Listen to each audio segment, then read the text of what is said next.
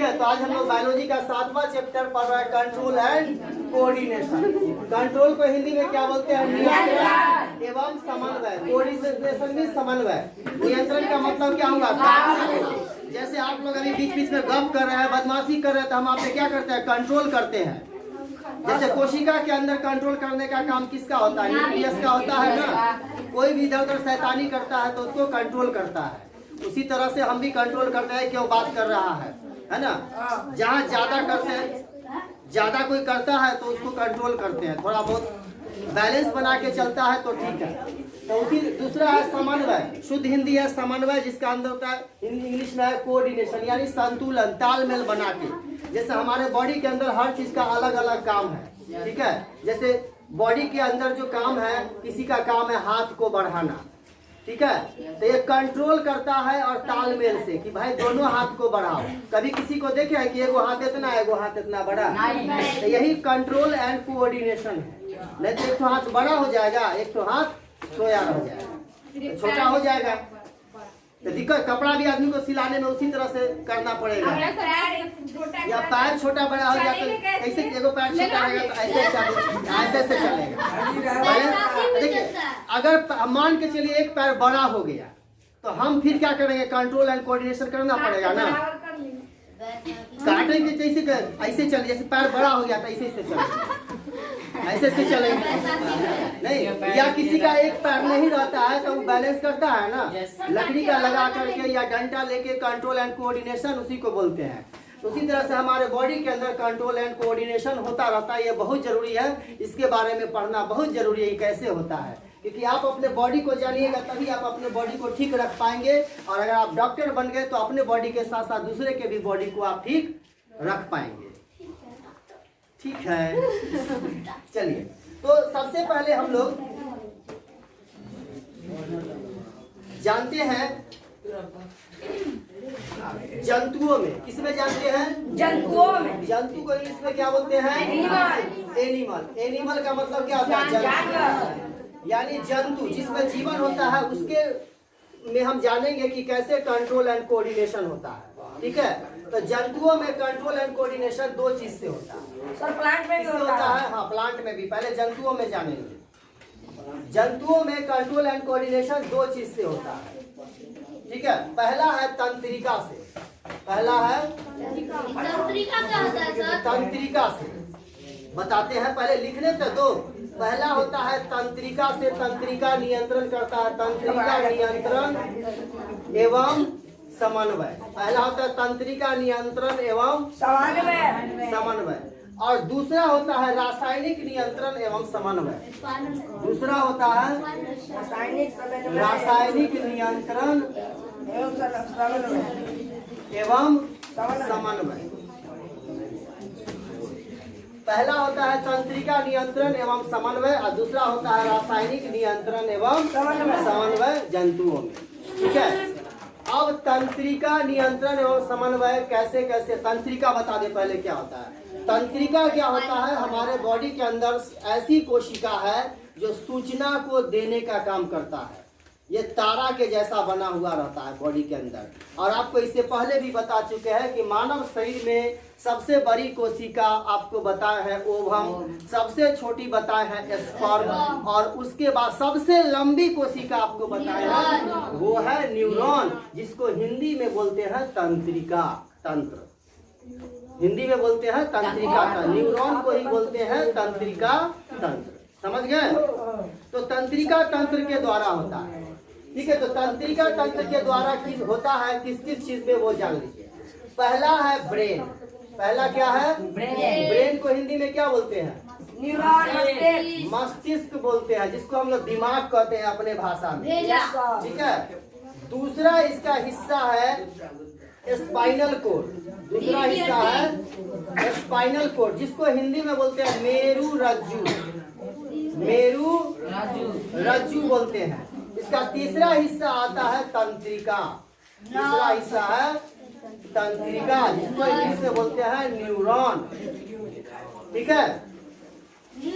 अब देखिए, हमारे अंदर जो जंतु के अंदर कंट्रोल एंड कोऑर्डिनेशन होता है, वो दो तरह से होता है। एक तंत्रिका होता है, तीनों तंत्रिका से बना हुआ है, न्यूरॉन से, तीनों न्यूरॉन से बना हुआ है। ब्रेन न्यूरॉन से बना हुआ है, पहले ही बता चुके हैं।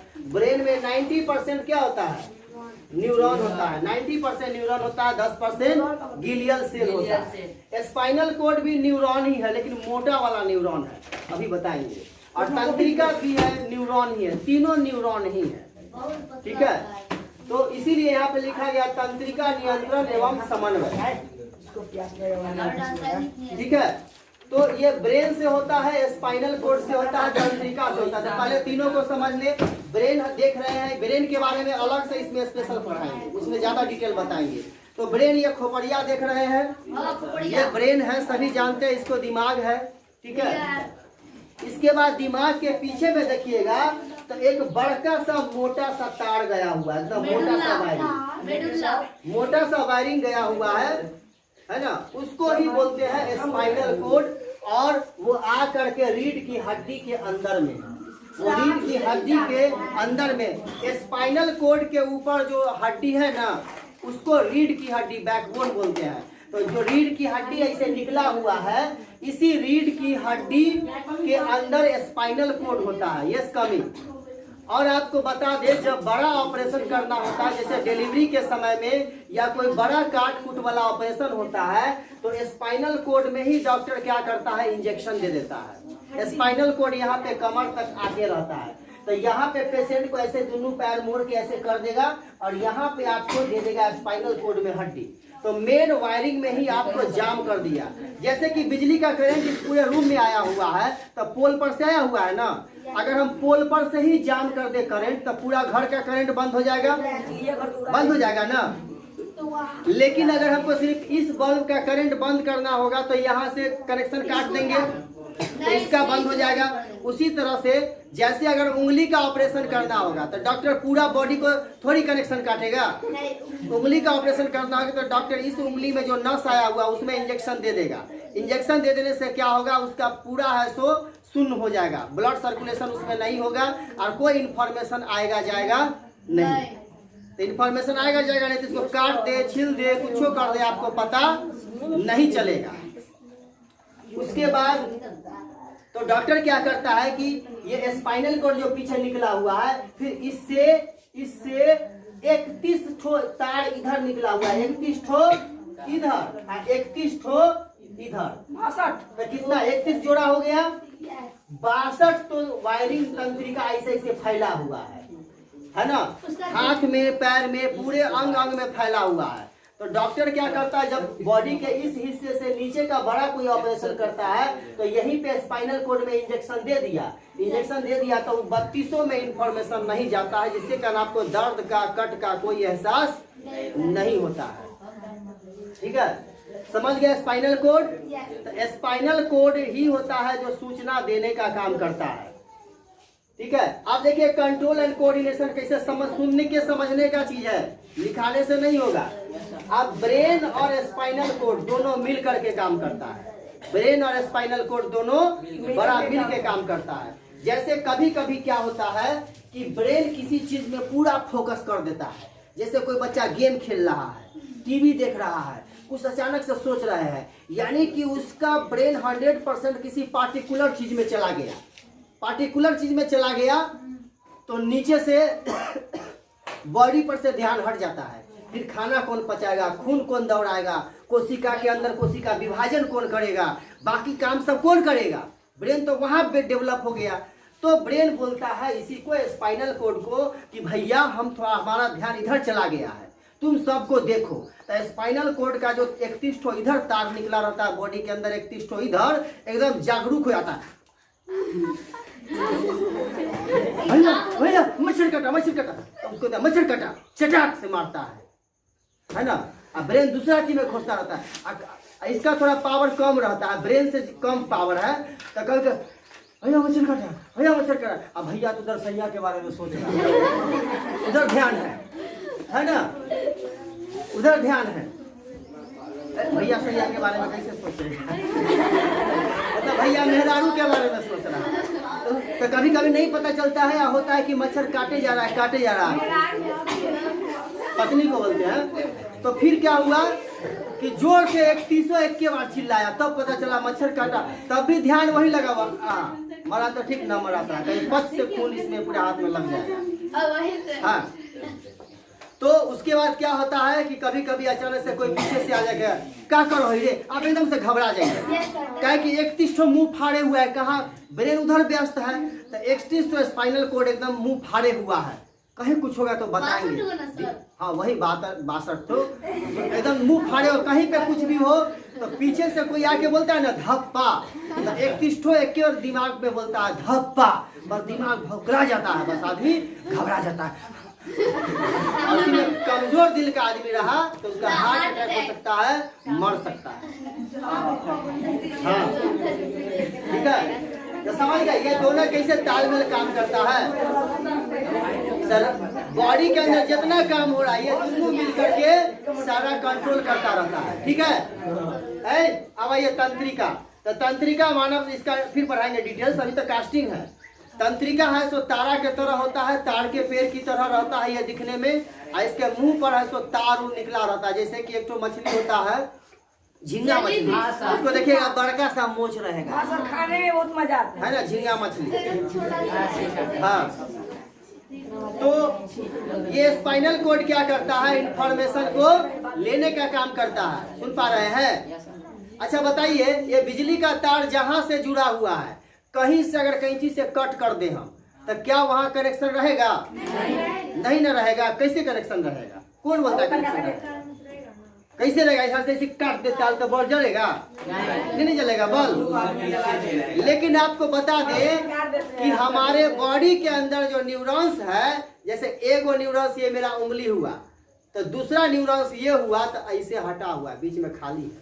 अच्छा सर, आप भी बोले कि मस्तिष्क उसमें लगा था तो पूरा जागरूक था, अगर सर में चोट लग जाता है फिर भी हम बता रहे इम्पोर्टेंट नहीं, थोड़ा प्रश्न इम्पोर्टेंट है।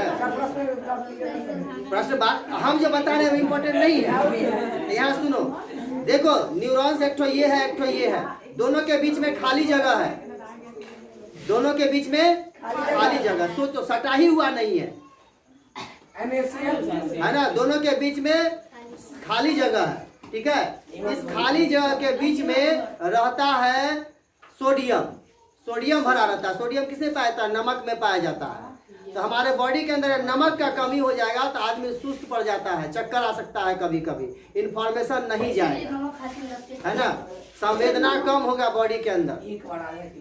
Anyway come to the point. तो ये देख लिए। अब रासायनिक नियंत्रण एवं समन्वय का तंत्रिका से 3 चीज करता है, एक ब्रेन, स्पाइनल कोड और तंत्रिका, और रासायनिक नियंत्रण एवं समन्वय जो होता है वो हार्मोन से होता है। वो किससे होता है? हार्मोन से। बॉडी के अंदर हार्मोन से होता है। अब समझ लीजिए, बॉडी के अंदर ग्रंथि पाया जाता है, बॉडी के अंदर ग्रंथि पाया जाता है। जो ग्रंथि बॉडी के अंदर में ही बाहर की तरफ रस छोड़ता है वो एंजाइम होता है, वो एंजाइम होता है। और जो खून के अंदर छोड़ता है वो होता है हार्मोन। ठीक है, हमारे बॉडी के अंदर जो जूस निकलता है वो किससे निकलता है? ग्रंथि से निकलता है। किससे निकलता है? ग्रंथि से, जिसको इंग्लिश में ग्लैंड बोलते हैं। ठीक है, अब ये ग्रंथि 2 तरह का होता है। एक होता है अंतःस्रावी ग्रंथि, समझिए, अंतःस्रावी ग्रंथि, और एक होता है बाह्य स्रावी ग्रंथि, बाह्य स्रावी ग्रंथि। अंतःस्रावी ग्रंथि ब्लड से कनेक्ट रहता है, इससे जो रस निकलता है वो ब्लड में मिलता है। और बाह्य स्रावी ग्रंथि ब्लड से कनेक्टेड नहीं रहता, इसमें पाइप रहता है। इसमें क्या रहता है? पाइप रहता है, नली रहता है। ये नली से होकर के बहता है। ठीक है, ऐसा भी ग्रंथि है जो अंतःस्रावी भी है और बाह्य स्रावी भी है। यानी कुछ ऐसा, एक बॉडी के अंदर कुछ ऐसा ग्रंथि है जो खून में भी रस छोड़ता है और बाहर में भी रस छोड़ता है, उसको बोलते हैं मिश्र ग्रंथि। उसको बोलते हैं मिश्र ग्रंथि। उसको क्या बोलते हैं? मिश्र ग्रंथि। मिश्र ग्रंथि। और हमारे बॉडी के अंदर पूरा बॉडी में एक मिश्र ग्रंथि, एक ग्रंथि है, वो है पैनक्रियास। वो है पैनक्रियास, जिसको हिंदी में बोलते हैं अग्नाशय। क्या होता है मतलब? अरे अग्नाशय पेट के नीचे होता है, नहीं पढ़ाए थे? उसमें से एमाइलेज निकलता है ना? रोटी की तरह रहता है। वसा को पाचन करता है, अमाशय से तार जुड़ा हुआ रहता है। डाइजेशन में तो वहाँ पढ़ाए थे। सब उल्टा अब देखिए, कभी देखे हैं कि उल्टी होता है तो खून निकल जाता है? नहीं ना निकल जाता है। डेटा करते हैं तो खून निकल जाता है? नहीं ना निकलता है, क्योंकि वो सब बाह्य स्रावी ग्रंथि है। वो सब क्या है? बाह्य स्रावी ग्रंथि नली के द्वारा निकलता है, उसका ब्लड से कांटेक्ट नहीं होता है। नहीं तो आदमी छिकता और खूने निकल जाता बाहर। ठीक है, ब्लड बहने का अलग जगह है, खाना पीना पानी बहने का सब चीज का पाइपलाइन अंदर में फिक्स है। इतना जटिल हमारा बॉडी है, ऐसे ही तो नहीं डॉक्टर बन जाता है आदमी। ठीक है, तो अंतःस्रावी ग्रंथि और बाह्य स्रावी ग्रंथि। अंतःस्रावी ग्रंथि से क्या निकलता है? हार्मोन। अंतःस्रावी ग्रंथि से क्या निकलता है? ओए तोता इधर देखो, अंतःस्रावी ग्रंथि से क्या निकलता है? हार्मोन।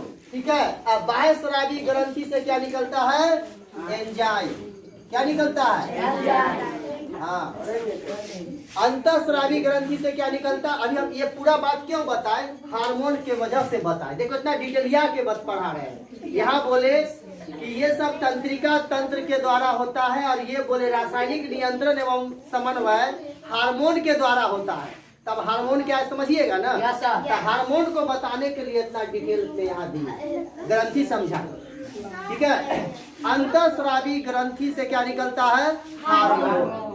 अब इसको भी डिटेल में पढ़ेंगे आगे अभी। अब बाह्य स्रावी ग्रंथि से क्या निकलता है? एंजाइम निकलता है। ठीक है, जैसे सलाइवा निकलता है सलेवरी ग्लैंड से, तब वो क्या हो गया? वो हो गया आपको बाह्य स्रावी ग्रंथि। सलाइवा किससे निकलता है? बाह्य स्रावी ग्रंथि से। और जिससे हार्मोन निकलेगा उससे को क्या बोलेंगे? अंतःस्रावी ग्रंथि। जैसे हमारे बॉडी के अंदर रस निकलता है, अंतःस्रावी ग्रंथि से हार्मोन निकलता है। अलग अलग हार्मोन्स का अलग अलग काम है। जैसे हम आपको बताए थे, गुणसूत्र का काम है कि हाथ बनाना, तो गुणसूत्र बॉडी के अंदर जा करके थोड़ी हाथ बनाता है, सब हार्मोन के जरिए कंट्रोल होता है। ठीक है, जैसे बॉडी में निकलता है लंबाई वाला हार्मोन, चाबी मेरा गाड़ी का। ठीक है, तो समझिए। हाँ, देते हैं घर के आदमी को। हाँ जी, सुनिए क्या बोल रहे थे हम? लंबाई बढ़ने वाला। हाँ, तो हमारे बॉडी के अंदर ऐसा हार्मोन है जो लंबाई को बढ़ा देता है।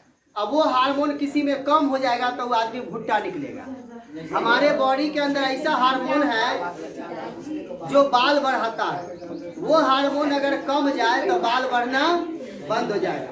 हमारे बॉडी के अंदर ऐसा हार्मोन है जो बच्चे पैदा करने की क्षमता देता है। वो हार्मोन जिस आदमी के अंदर नहीं है वो आदमी नपुंसक कहलाएगा, बांझ कहलाएगा, बच्चे को पैदा नहीं कर पाएगा।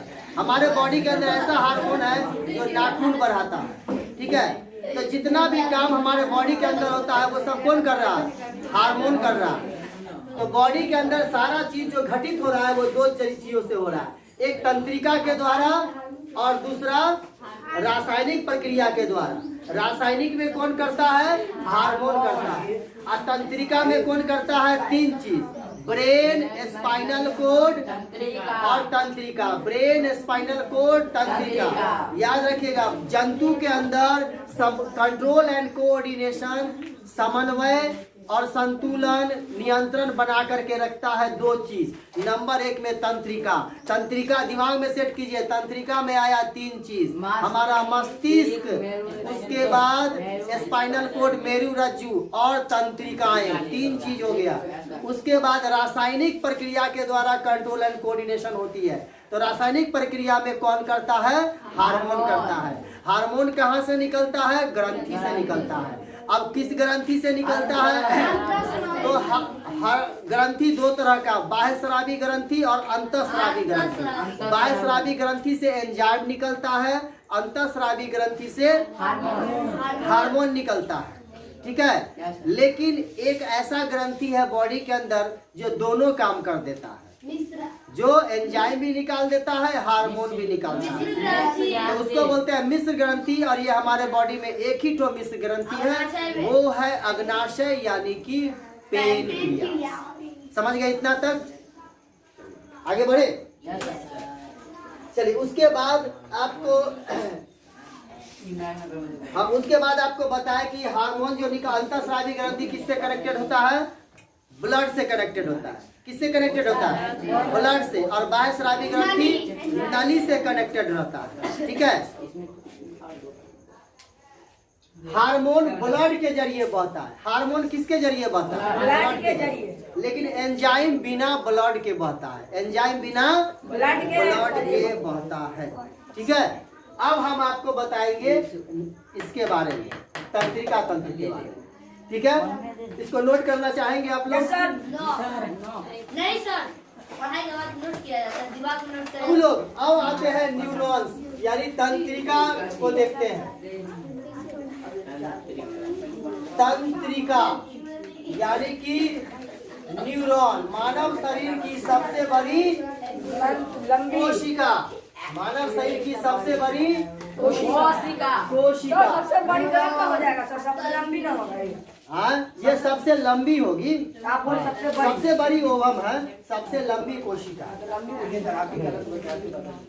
चलिए अब ये देखिए, तार के पेड़ के जैसा होता है। ना देखा है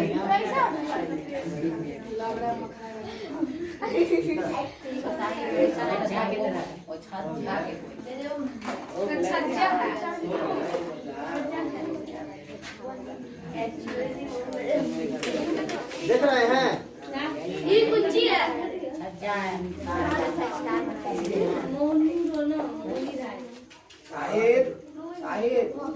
देखिए मेरे साथ साथ बनाइए। बना रहे हैं। दिमाग में हाथ लग रहे हैं। बिच्छू घुस गया। ओ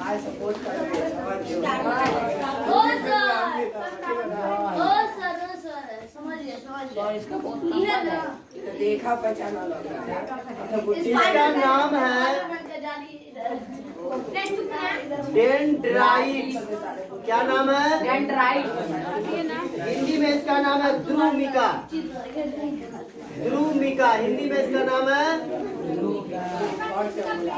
मेरा बात सुनो, इसका नाम क्या है? डेंड्राइट। ठीक है, और ये जो मोटका हिस्सा देख रहे हैं ना?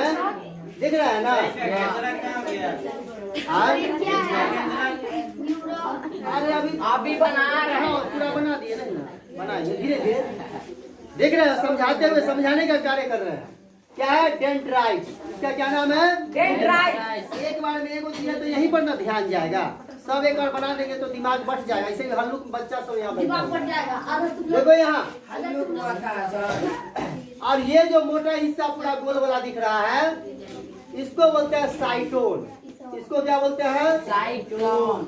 इसको बोलते हैं साइटोन। क्या कहते हैं? साइटोन। इसका क्या काम है? सूचना यानी इंफॉर्मेशन लेना। सर ये तंत्रिका में आता है। लेना क्या काम है इसको? सूचना लेना। इंफॉर्मेशन लेना। जैसे आपको मच्छर काटा, फटाक से ये इंफॉर्मेशन लेगा, बिजली की तरफ फैला देगा बहुत तेजी से। ठीक है, ये बहुत तेजी से। ठीक है, अच्छा बताए हैं बॉडी के अंदर समन्वय दो तरह से होता है। एक तंत्रिका तंत्र के द्वारा, दूसरा रासायनिक प्रक्रिया के द्वारा। तंत्रिका में ब्रेन हो गया, स्पाइनल कॉर्ड हो गया और तंत्रिका हो गया।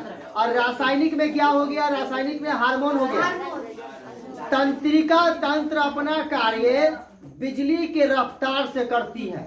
हार्मोन अपना रफ्तार आराम आराम से करती है, सालों वर्षों लग जाता है। ठीक है, जैसे आप छोटा से इतना बड़ा हो गए, कौन किया? हार्मोन।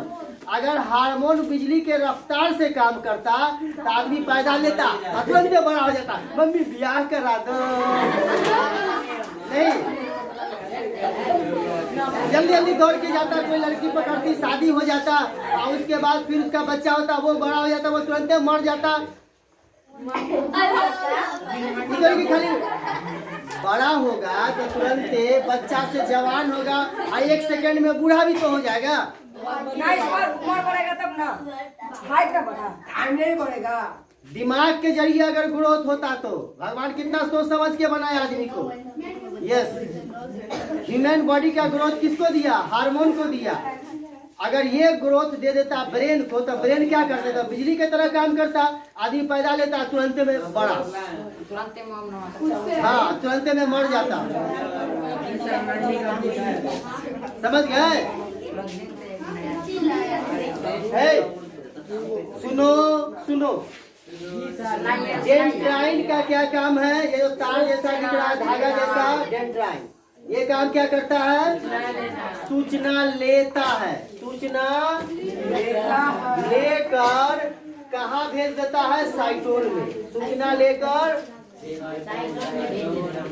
साइटोन में भेजता है। एग्जाम में आ गया कि ध्रुविका का क्या कार्य है या डेंड्राइन का? सूचना तो सूचना को ग्रहण करके साइटोन में, समझ गए? आगे बढ़े। अब इसके मध्य में रहता है केंद्र। क्या रहता है? न्यूक्लियस। केंद्र, जिसका दूसरा नाम न्यूक्लियस नाभिक। आपको बता चुके हैं। जितना भी कोशिका था, इससे पहले कोशिका का चित्र बनाए थे तो बीच में केंद्र का आया था ना। केंद्र का खोज किसने किया था? रॉबर्ट ब्राउन ने किया था। क्या चीज? दोनों का रॉबर्ट ब्राउन ने बताया था केंद्रक के बारे में, है ना। देखिए अब ये केंद्रक हो गया। केंद्रक का क्या कार्य? कोशिका के अंदर बताए थे ना, कोशिका के अंदर जितने भी पार्ट्स होता है उसको कंट्रोल करना किसका काम होता है? केंद्रक को। ठीक है। कोशिका का दिमाग किसे कहा जाता है? केंद्रक को। याद रखिएगा, कोशिका का दिमाग केंद्रक को कहा जाता है। सुनिए, अब इसके अंदर लिक्विड भरा रहता है। क्या भरा रहता है? अगर लिक्विड नहीं रहेगा तो कोशिका सूख जाएगा ना। क्या होगा? कोशिका सूख जाएगा। इस लिक्विड का नाम है कोशिका द्रव्य। क्या नाम है? कोशिका द्रव्य। इंग्लिश में साइटोप्लाज्म। साइटोप्लाज्म का मतलब ये होता है द्रव्य, और साइटो माने कोशिका होता है, पहले ही बता चुके हैं। नहीं, ये क्या है? कोशिका द्रव्य। अगर ये कोशिका द्रव्य नहीं रहेगा तो कोशिका सूख जाएगा। लिक्विड चाहिए ना। इतना फिगर बन गया? नहीं सर, आ गया ना रेहान केंद्रक? रेहान केंद्रक आ गया।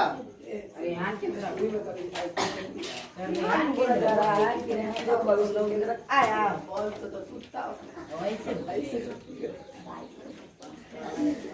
ठीक है जी। अब देखिए ये क्या होता है, इसके बाद धीरे धीरे ये क्या हो गया? लंबा पतला हो गया। धीरे धीरे क्या हो जा रहा है? एकदम धागे जैसा हो गया। गुड्डी हो। ठीक है।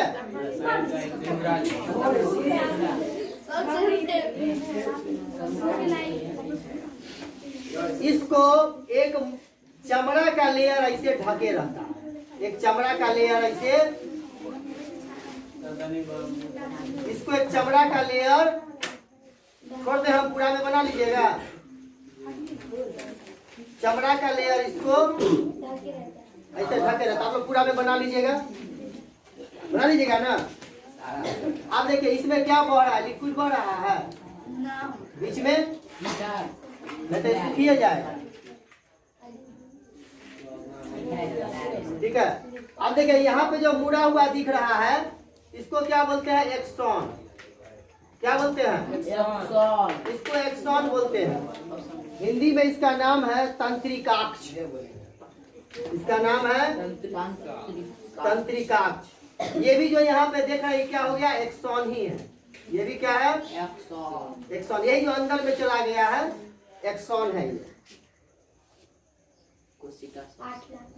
चलिए अब ये जो मसल जिससे ये ढका हुआ है, ये जो बना है ना ऊपर से चमड़ा, हाँ सर। इसके ऊपर चमड़ा का पतला परत रहता है, इसको बोलते हैं माइलिन शीट।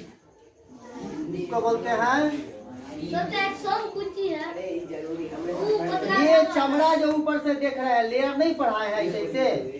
Yes sir. हाँ वही हाँ, वो माइलिन शीट है, चमड़ा जो ऊपर से है। एक्शन इसके ऊपर भी चमड़ा होता है, चमड़ा के अंदर भी कोशिका होता है। इतना डिटेल मेडिकल इंजीनियरिंग पढ़ा रहे हैं, इतना आपकी किताब में भी नहीं दिया हुआ। सर वो क्या लिखा हुआ है?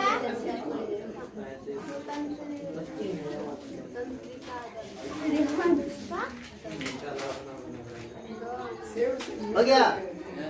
अब सुनिए, ये जो चमड़ा देख रहे हैं ऊपर से डाले, इसका नाम क्या है? Myelin sheath. देखिए माइलिन शीट, एगो माइलिन शीट आगे जाकर के नीचे मुड़ गया है। ये माइलिन शीट यहाँ से चला कर नीचे मुड़ गया है, यस सर, और फिर यहाँ से ऊपर उठा है, फिर नीचे मुड़ गया है। Yes sir.